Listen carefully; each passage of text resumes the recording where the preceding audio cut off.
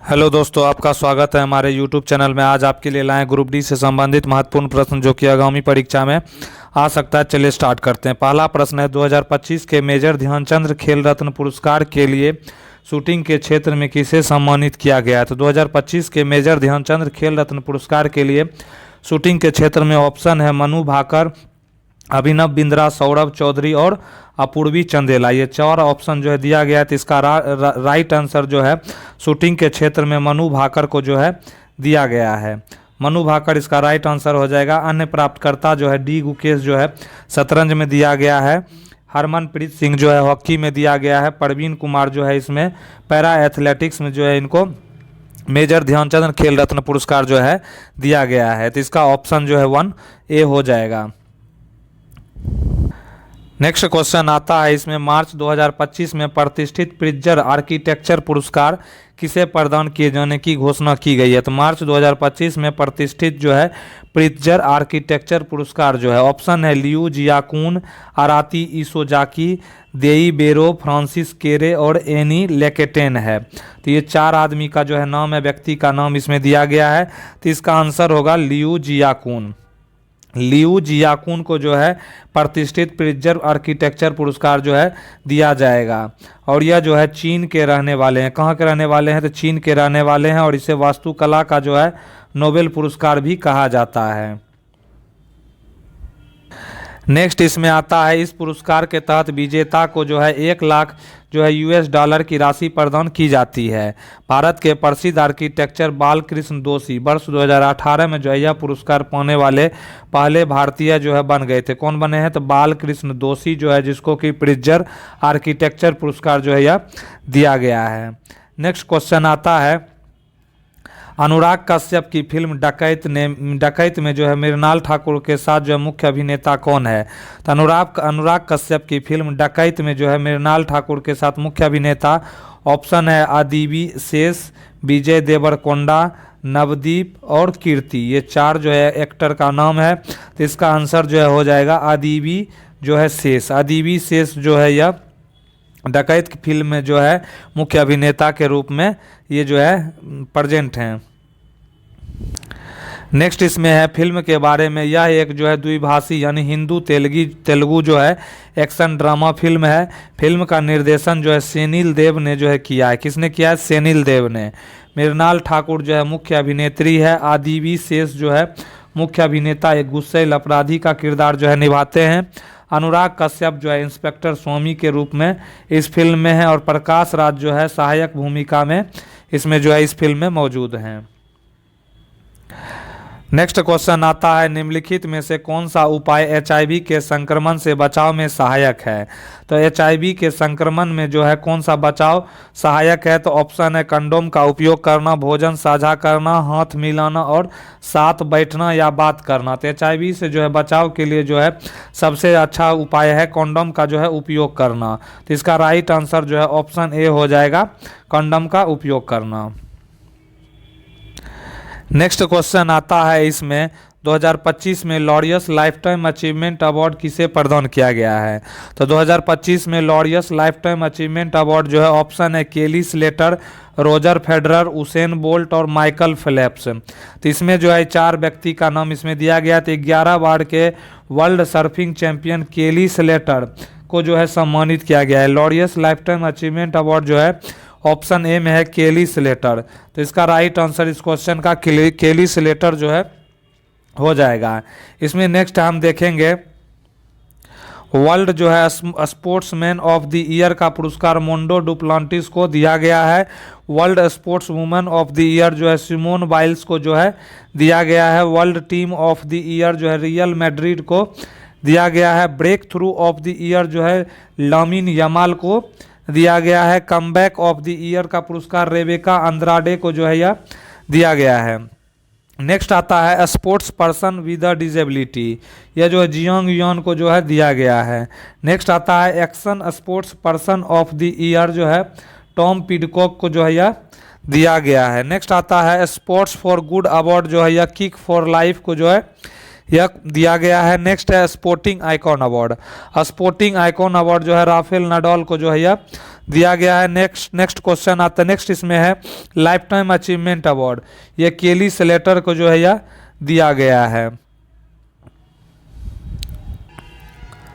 Next question है मई 2025 में जो है भारत में किस संगठन ने दुनिया का सर्वाधिक उच्च रिजोल्यूशन मौसम पूर्वानुमान मॉडल जो है विकसित किया है? तो उच्च रिजोल्यूशन मौसम पूर्वानुमान मॉडल, तो ऑप्शन है भारतीय उष्णकटिबंधीय मौसम विज्ञान संस्थान पुणे के द्वारा, भारतीय मौसम विज्ञान विभाग जो है IMD के द्वारा, इसरो यानी भारतीय अंतरिक्ष अनुसंधान संगठन के द्वारा, राष्ट्रीय पर्यावरण अभियांत्रिकी अनुसंधान संस्थान जो है नीरी के द्वारा। तो इसका जो है राइट आंसर जो है क्या हो जाएगा? तो भारतीय उष्णकटिबंधीय मौसम विज्ञान संस्थान जो है पुणे के द्वारा जो है यह उच्च रिजोल्यूशन मौसम पूर्वानुमान मॉडल जो है विकसित किया गया है। नेक्स्ट इसमें देखेंगे मई 2025 में जो है भारत के भारतीय उष्णकटिबंधीय मौसम विज्ञान संस्थान IITM जो है पुणे ने दुनिया का सबसे उच्च रिजोल्यूशन वाला मौसम पूर्वानुमान मॉडल भारत पूर्वानुमान प्रणाली BFS विकसित किया है, जिसे पृथ्वी विज्ञान मंत्रालय के तहत लॉन्च किया गया और यह 6 किलोमीटर के रिजोल्यूशन पर काम करता है, जिससे मौसम की सटीक और स्थायीकृत भविष्यवाणी संभव हुई है। लॉन्च जो है केंद्रीय पृथ्वी विज्ञान मंत्री डॉक्टर जितेंद्र सिंह ने 26 मई 2025 को इसका अनावरण किया है। नेक्स्ट क्वेश्चन आता है इसमें, यदि किसी गेंद को ऊर्ध्व दिशा यानी ऊपर की ओर में फेंका जाए तो समय के बाद उसका वेग यानी वेलोसिटी क्या होगा? तो यदि किसी गेंद को ऊर्ध्व दिशा की ओर फेंका जाता है तो उसका वेग क्या होगा? तो ऑप्शन है V बराबर U प्लस GT, V बराबर जो है U माइनस GT और V बराबर GT माइनस U और V बराबर जो है U बाई GT है। तो हम जानते हैं कि जब भी गेंद को ऊपर की ओर फेंका जाता है तो इसमें जो है माइनस G हो जाएगा। तो हम लोग जानते हैं गति का प्रथम नियम जो है V बराबर U प्लस AT होता है। तो यहाँ A बराबर जो है G हो जाएगा, तो A बराबर G हो जाएगा, तो यानी कि यहाँ पर जो है V बराबर जो है U प्लस जो है क्या हो जाएगा? U प्लस GT, या G क्या है? तो निगेटिव में है, तो U माइनस GT इसका राइट आंसर हो जाएगा। तो क्या है? U माइनस GT, यानी ऑप्शन B जो है इसमें V बराबर U माइनस GT जो है यह दिया गया है। नेक्स्ट क्वेश्चन आता है, एशियाई एथलेटिक्स चैंपियनशिप 2025 में भारत ने कुल कितने पदक जीते हैं?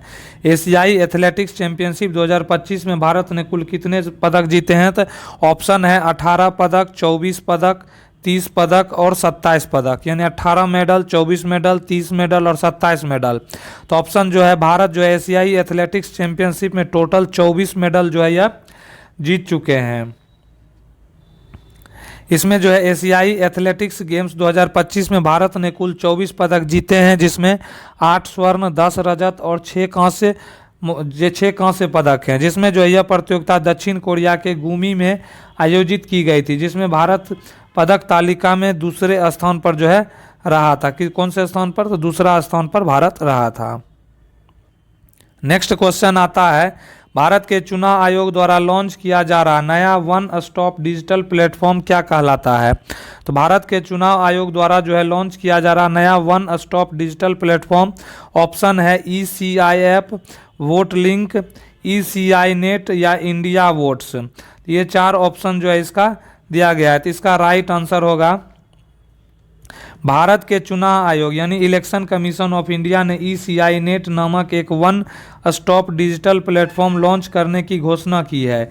यह प्लेटफॉर्म चुनाव से जुड़ी सभी डिजिटल सेवाओं को एक ही स्थान पर एकीकृत यानी इंटीग्रेटेड जो है यह करेगा। इसका जो है राइट आंसर ECI नेट हो जाएगा। क्या हो जाएगा?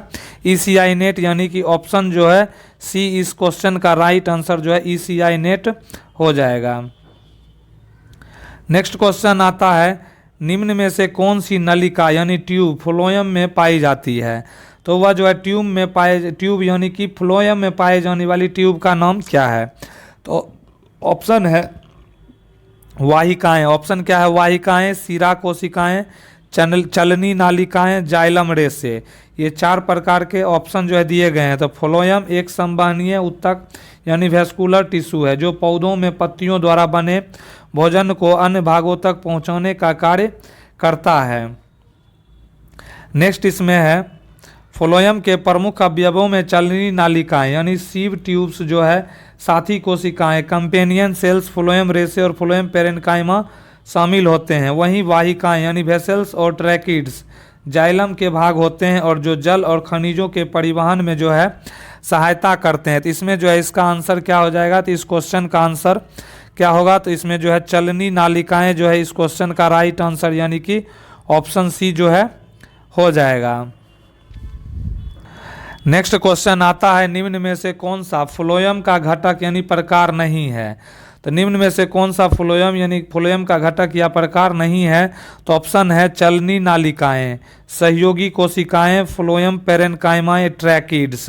ये चार ऑप्शन जो है इसमें दिए गए, तो इसका राइट आंसर क्या होगा, तो ट्रैकिड्स जो है फ्लोएम का नहीं बल्कि जाइलम का घटक होते हैं और जल व खनिजों के परिवहन में जो है सहायता करते हैं। तो इस क्वेश्चन का राइट आंसर जो है ट्रैकिड्स हो जाएगा। ट्रैकिड्स जो है यह जाइलम का भाग है, फ्लोएम का भाग जो है चलनी नालिकाएं, सहयोगी कोशिकाएं और जो है फ्लोएम पेरेन्काइमा, ये तीनों जो है फ्लोएम का घटक है। ट्रैकिड्स जो है जाइलम का घटक इसमें आता है। नेक्स्ट क्वेश्चन इसमें आता है, जे थॉमसन के परमाणु मॉडल के बारे में कौन सा कथन सही है। जे थॉमसन के परमाणु मॉडल के बारे में स्टेटमेंट दिया गया है। पहला है धनात्मक आवेशित गोले में इलेक्ट्रॉन बिखरे होते हैं। दूसरा है इलेक्ट्रॉन नाभिक के चारों ओर वृत्ताकार कक्षाओं में घूमते हैं। तीसरा है परमाणु का सारा धनात्मक आवेश जो है नाभिक में जो है केंद्रित होता है। नेक्स्ट आता है इसमें इलेक्ट्रॉन जो है निश्चित ऊर्जा स्तरों में जो है घूमते हैं। तो ये चार ऑप्शन जो है इसमें दिया गया है। तो इसका राइट आंसर क्या होगा, राइट आंसर जो होगा जे थॉमसन के परमाणु मॉडल के अनुसार जो है सही कथन यह है कि परमाणु एक धनावेशित गोले से बना होता है जिसमें ऋणात्मक जो है आवेशित इलेक्ट्रॉन अंतर्निहित होते हैं। यह मॉडल, जिसे हम प्लम पुडिंग मॉडल या तरबूज मॉडल भी कहते हैं, प्रस्तावित करता है कि परमाणु का कुल आवेश शून्य होता है क्योंकि धनात्मक और ऋणात्मक आवेश समान परिमाण में जो है होते हैं। तो इस क्वेश्चन का जो है राइट आंसर क्या हो जाएगा, इस क्वेश्चन का राइट आंसर धनात्मक आवेशित गोले में इलेक्ट्रॉन बिखरे होते ये नहीं होगा। इलेक्ट्रॉन नाभिक के चारों ओर जो है वृत्ताकार कक्षाओं में घूमते हैं। ये राइट आंसर जो है ऑप्शन बी इसका राइट आंसर हो जाएगा। नेक्स्ट क्वेश्चन आता है, निम्न में से कौन सा गोल्जी का यानी गोल्जी अपार्टस का कार्य नहीं है। तो गोल्जिकाय का कार्य कौन सा नहीं है, तो ऑप्शन है पदार्थों को संग्रहित करना, लाइसोसोम का निर्माण करना, पदार्थों के परिवहन, स्राव को सुगम बनाना, या नेक्स्ट है साधारण शर्करा को जटिल शर्करा में तोड़ना। तो ये चार प्रकार के जो है कार्य दिए गए हैं। तो इस क्वेश्चन का राइट आंसर होगा गोल्जिकाय का कार्य, प्रमुख कार्य जो है प्रोटीन और लिपिड का संशोधन यानी मॉडिफिकेशन, पैकेजिंग, संग्रहण तथा सेक्रेशन है। यह लाइसोसोम का निर्माण करता है और कोशिका के भीतर पदार्थों के परिवहन को सुगम बनाता है। गोल्जिकाय शर्कराओं का निर्माण संशोधन करता है अर्थात सरल शर्कराओं से जटिल शर्कराओं का निर्माण सिंथेसिस करता है, लेकिन तोड़ना यानी ब्रेकडाउन उसका कार्य नहीं है। इसीलिए जो सही उत्तर क्या हो जाएगा, ऑप्शन डी इस क्वेश्चन का राइट आंसर जो है हो जाएगा। यानी कि ऑप्शन डी में क्या दिया गया, तो ऑप्शन डी में है साधारण शर्करा को जटिल शर्करा में तोड़ना जो है इसका कार्य नहीं है। तो ऑप्शन जो है डी इसका राइट आंसर होगा। नेक्स्ट क्वेश्चन आता है, निम्न में से कौन सा न्यूटन के तीसरे नियम यानी Newton's third law of motion का उदाहरण जो है नहीं है।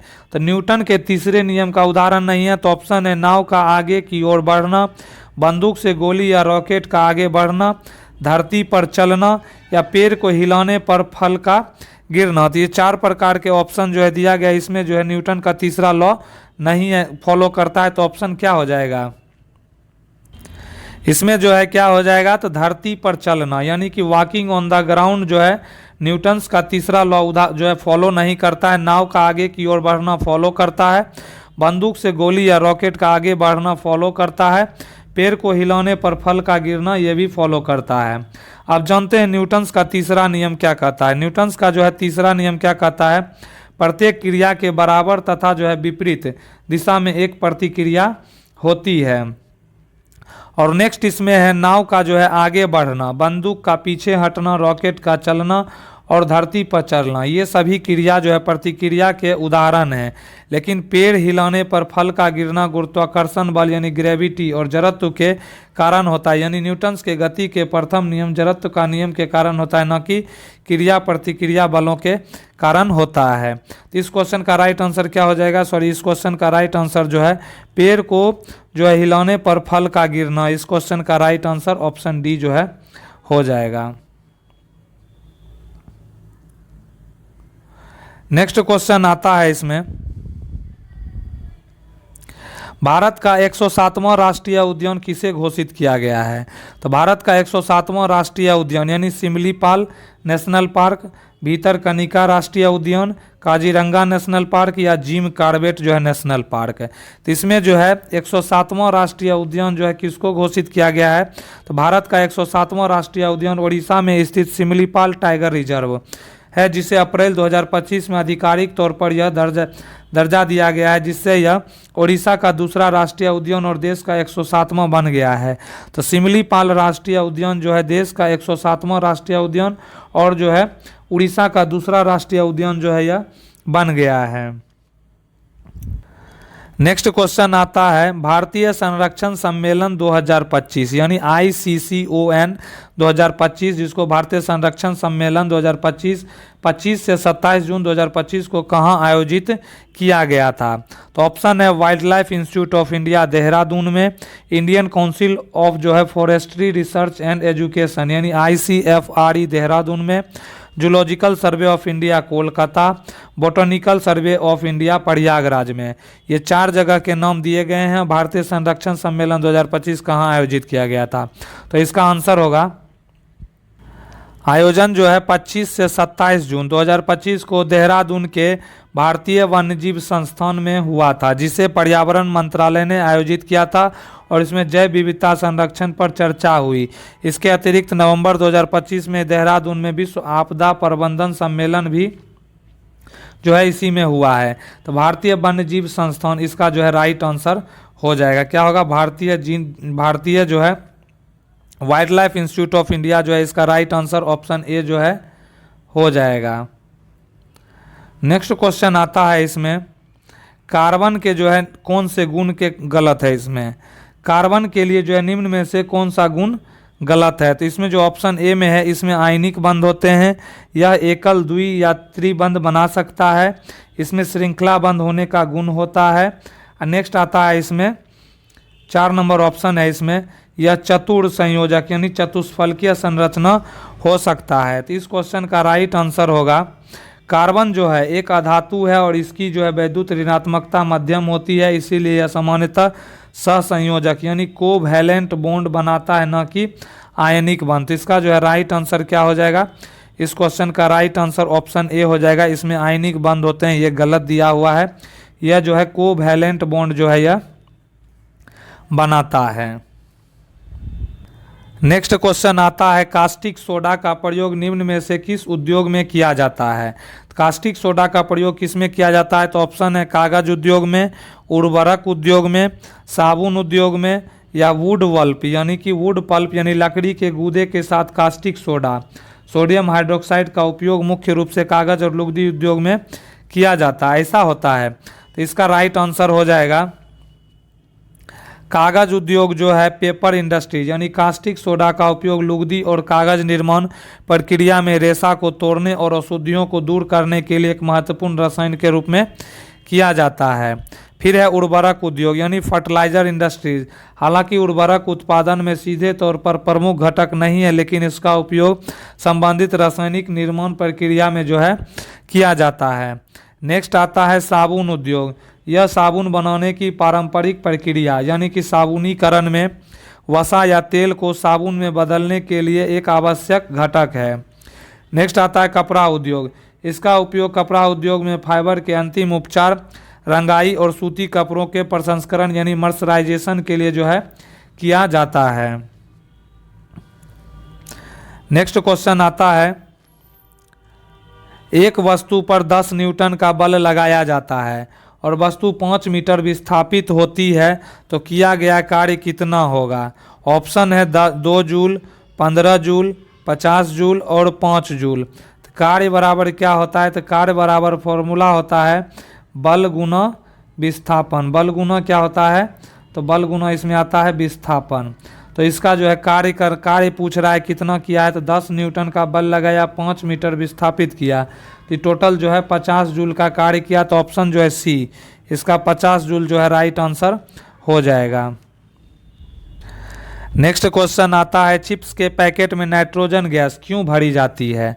तो चिप्स के पैकेट में नाइट्रोजन गैस क्यों भरी जाती है, तो ऑप्शन है ऑक्सीकरण से बचाने के लिए, नमी से बचाने के लिए, पैकेट को फुलाने के लिए, या स्वाद बढ़ाने के लिए। 4 प्रकार के ऑप्शन दिए गए हैं। तो इसका राइट आंसर होगा चिप्स में जो है, चिप्स में तेल जो है फैट यानी ऑयल्स होता है, जो ऑक्सीजन की उपस्थिति में ऑक्सीकरण यानी ऑक्सीडेशन होकर खराब हो सकता है और बदबू यानी कि रेंसिडिटी पैदा करता है। तो नाइट्रोजन एक निष्क्रिय गैस यानी इनर्ट गैस है जो ऑक्सीजन को हटा देती है और इस प्रकार चिप्स को खराब होने से बचाती है। हालांकि नाइट्रोजन पैकेट को थोड़ा फुला देती है, लेकिन यह मुख्य कारण नहीं है। इसीलिए सही उत्तर क्या हो जाएगा, सही उत्तर जो ऑक्सीकरण से बचाने के लिए। तो इस क्वेश्चन का राइट आंसर क्या होगा, ऑक्सीकरण से बचाने के लिए, यानी कि ऑप्शन ए जो है इस क्वेश्चन का राइट आंसर हो जाएगा। नेक्स्ट क्वेश्चन है, एक परिपथ में विद्युत विभव यानी कि 5 वोल्ट, भी बराबर जो है 5 वोल्ट है और प्रतिरोध 10 ओम है, तो विद्युत धारा का मान जो है क्या होगा। तो भी बराबर हम लोग जो है आई और इंटू आर जो है हम लोग जानते हैं। तो आई बराबर क्या होगा, तो भी बटा जो है आर हो जाएगा। भी कितना है, तो 5 वोल्ट है, और आर कितना है, तो 10 ओम है। तो कितना हो जाएगा, जब इसको सॉल्व करेंगे 0.5 एम्पियर इसका राइट आंसर हो जाएगा। तो इसमें जो है इसका जो है इसमें नहीं दिया हुआ है 0.5 एम्पियर, तो इसमें जो ऑप्शन गलती है, यानी कि यहाँ 0.2 की जगह 0.5 एम्पियर इसका राइट आंसर जो है हो जाएगा, ऑप्शन ए हो जाएगा। नेक्स्ट क्वेश्चन आता है, ध्वनि यानी साउंड की प्रकृति गुणों के बारे में निम्न में से कौन सा कथन सही है। तो साउंड के बारे में कौन सा स्टेटमेंट सही है, ध्वनि अनुप्रस्थ तरंग है और इसे माध्यम की आवश्यकता नहीं होती है। ध्वनि अनुप्रस्थ तरंग है और इसे माध्यम की आवश्यकता होती है। ध्वनि अनुदैर्ध्य तरंग है, इसे माध्यम की आवश्यकता होती है। ध्वनि निर्वात में भी चल सकती है। तो इसका जो है राइट आंसर क्या होगा, तो इसका राइट आंसर होगा, इसमें जो है क्या होगा, तो ध्वनि एक जो है अनुदैर्ध्य तरंग है और इसे माध्यम की आवश्यकता होती है। इसका राइट आंसर जो है ऑप्शन सी हो जाएगा। नेक्स्ट क्वेश्चन आता है, आंख में मौजूद लेंस का प्रमुख कार्य क्या होता है। आंख में मौजूद लेंस का प्रमुख कार्य क्या होता है, तो ऑप्शन है प्रकाश किरणों को अपसारित करना, प्रकाश किरणों को फोकस करना, प्रकाश किरणों का परावर्तन करना, या प्रकाश की किरणों की तीव्रता को बढ़ाना। ये 4 प्रकार के उसके कार्य दिए गए हैं। इसका राइट आंसर होगा, आंख का लेंस एक उत्तल लेंस यानी कॉन्वेक्स लेंस होता है। इसका कार्य बाहर से आने वाली प्रकाश किरणों को रेटिना पर ठीक से फोकस करना है, ताकि वस्तु का जो स्पष्ट प्रतिबिंब बन सके। यदि लेंस ठीक से फोकस ना कर पाए तो व्यक्ति को निकट या दूर दृष्टि दोष जो है हो सकता है। इसीलिए आंख में लेंस का मुख्य कार्य प्रकाश किरणों को जो है फोकस करना होता है। तो इस क्वेश्चन का राइट आंसर जो है प्रकाश की किरणों को क्या होगा, फोकस करना, यानी ऑप्शन बी जो है इस क्वेश्चन का राइट आंसर जो है हो जाएगा, ऑप्शन बी। नेक्स्ट क्वेश्चन है, महिलाओं में निषेचन यानी प्रजनन फर्टिलाइजेशन कहाँ होता है। तो महिलाओं में निषेचन कहाँ होता है, ऑप्शन है अंडाशय यानी ओवरी में, गर्भाशय यूट्रस में, फैलोपियन नलिका यानी अंडवाहिनी में, या योनि वेजाइना में। तो इस क्वेश्चन का राइट आंसर जो है फैलोपियन ट्यूब यानी कि फैलोपियन नलिका अंडवाहिनी में जो है महिलाओं का निषेचन यानी प्रजनन जो है होता है। तो ऑप्शन सी राइट आंसर इसका हो जाएगा। नेक्स्ट क्वेश्चन आता है, इसमें हाल ही में दक्षिण भारत की पहली संक्रामक रोग अनुसंधान और निदान प्रयोगशाला कहाँ स्थापित की जा रही है। तो हाल ही में दक्षिण भारत की पहली संक्रामक रोग अनुसंधान और निदान प्रयोगशाला जो है कहाँ स्थापना किया जा रहा है। तो ऑप्शन है तिरुवनंतपुरम, चेन्नई, बेंगलुरु और हैदराबाद। इस क्वेश्चन का राइट आंसर जो है बेंगलुरु राइट आंसर, यानी कि कर्नाटका, यानी कर्नाटक में जो है इसका स्थापना किया जा रहा है, कर्नाटका के बेंगलुरु में। नेक्स्ट क्वेश्चन आता है आपतित किरण और निर्गत किरण यानी कि इंसिडेंट रे और इमर्जेंट रे के बीच बनने वाले कोण को क्या कहते हैं। तो आपतित किरण और निर्गत किरण के बीच बनने वाले कोण को क्या कहते हैं। तो ऑप्शन है आपतन कोण, प्रवर्तन कोण, विचलन कोण और जो है निर्गत कोण। तो इसको क्या कहेंगे। तो इस क्वेश्चन का राइट आंसर ऑप्शन सी जो है विचलन कोण जो है इसका हो जाएगा। इसमें दिया गया है आपतित किरण और निर्गत किरण यानी इमर्जेंट रे के बीच बनने वाले कोण को विचलन कोण यानी एंगल ऑफ डेविएशन जो है कहते हैं। तो ऑप्शन सी इसका राइट आंसर हो जाएगा। नेक्स्ट क्वेश्चन आता है ministry of environment forest and climate change यानी पर्यावरण वन और जलवायु परिवर्तन मंत्रालय को 2025 से 26 के केंद्रीय बजट में लगभग कितने रुपए आवंटित किए गए हैं। तो पर्यावरण वन और जलवायु परिवर्तन मंत्रालय को 2025-26 में कितना बजट दिया गया है। तो ऑप्शन है 5,000 करोड़, 3,412.82 करोड़, 10,000 करोड़ या 2,500 करोड़। ये चार ऑप्शन जो है दिए गए। इसका राइट आंसर जो है होगा 2025 से 26 के केंद्रीय बजट में पर्यावरण वन और जलवायु परिवर्तन मंत्रालय को कुल लगभग जो है 3,412.82 करोड़ आवंटित किया गया है। यह राशि 2024-25 के संशोधित अनुमान यानी रिवाइज्ड एस्टीमेट 3,125.96 करोड़ के मुकाबले लगभग 9% जो है अधिक दिया गया है। तो इस क्वेश्चन का राइट आंसर क्या होगा। तो इसमें जो है 3,412.82 करोड़ रुपए जो है राइट आंसर हो जाएगा। नेक्स्ट क्वेश्चन है यदि किसी तत्व के एक परमाणु के नाभिक में 11 प्रोटॉन 12 न्यूट्रॉन हो तो उस तत्व की द्रव्यमान संख्या क्या होगी। इसमें जो है 11 प्रोटॉन है और 12 न्यूट्रॉन है। तो पूछ रहा है कि मास नंबर क्या होगा। तो ऑप्शन है 11, 12, 23 और जो है 24 इसमें दिया गया यानी जो है चार ऑप्शन दिए गए हैं। तो इस क्वेश्चन का राइट आंसर होगा इसमें जो है द्रव्यमान संख्या यानी मास नंबर का सूत्र होता है द्रव्यमान संख्या इक्वल टू प्रोटॉन की संख्या प्लस जो है न्यूट्रॉन की संख्या जो है यह होता है। यहाँ प्रोटॉन जो है 11 है और न्यूट्रॉन 12 है। तो द्रव्यमान संख्या टोटल कितना हो जाएगा। तो द्रव्यमान संख्या जो है टोटल 23 हो जाएगा। तो इस क्वेश्चन का जो है राइट आंसर क्या हो जाएगा। तो इस क्वेश्चन का राइट आंसर ऑप्शन सी जो है 23 हो जाएगा। नेक्स्ट क्वेश्चन आता है चुंबकीय क्षेत्र रेखाओं के संबंध में निम्न कथनों में से कौन सा कथन सही है। मतलब जो स्टेटमेंट दिया गया है इसमें जो है कौन सा स्टेटमेंट सही है। तो पहला स्टेटमेंट है चुंबकीय क्षेत्र रेखाएं एक दूसरे को नहीं काटती हैं, एकदम सही है। उसके बाद जो है चुंबकीय क्षेत्र की प्रबलता उनकी निकटता यानी डेंसिटी से मापी जाती है, ये भी सही है। इसका मतलब जो दिया गया दोनों स्टेटमेंट जो है यह सही है।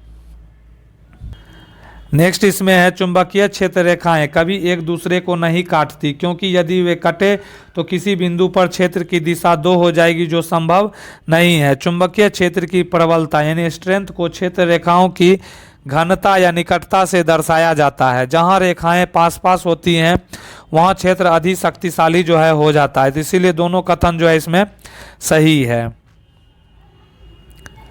नेक्स्ट क्वेश्चन आता है इसमें निम्न में से कौन सी घटना तरल की कणिकीय प्रकृति यानी पार्टिकल नेचर ऑफ लिक्विड को दर्शाता है। तो निम्न में से कौन सा घटना कणिकीय प्रकृति को दर्शाता है। तो ऑप्शन है बर्फ का पिघलना, स्याही का जल में स्वतः फैल जाना, पानी का गर्म होना और पानी का उबलना। ये चार प्रकार के ऑप्शन जो है इसमें दिए गए हैं। इसका राइट आंसर होगा स्याही का जो है जल में स्वतः फैल जाना यानी ऑप्शन बी जो है इस क्वेश्चन का राइट आंसर हो जाएगा। नेक्स्ट क्वेश्चन इसमें आता है निम्न में से कौन सा जो है निम्न में से कौन सा पीएच मान वैल्यू यानी पीएच वैल्यू लाल लिटमस पत्र को जो है नीला कर देगा। तो लाल लिटमस पत्र को जो है नीला कौन सा कर देगा। तो ऑप्शन में है pH2, pH4, pH6, pH11। तो इस क्वेश्चन का राइट आंसर होगा जो पीएच मान 7 से कम है तो यह अम्लीय होगा, पीएच मान 7 है तो उदासीन होगा, पीएच मान 7 से अधिक यानी क्षारीय होगा। लाल लिटमस पत्र केवल क्षारीय यानी बेसिक विलयन में नीला हो जाता है। दिए गए विकल्प में जो है कौन सा होगा। तो पीएच जो है 11 जो है लाल लिटमस पत्र को नीला कर देगा यानी ऑप्शन डी जो है इसका राइट आंसर हो जाएगा। तो दोस्तों कैसा लगा वीडियो, प्लीज़ इसको जो है लाइक करें, कमेंट करें, ज़्यादा से ज़्यादा जो है शेयर करें। नए हैं तो चैनल को सब्सक्राइब करें। वीडियो देखने के लिए दिल से धन्यवाद।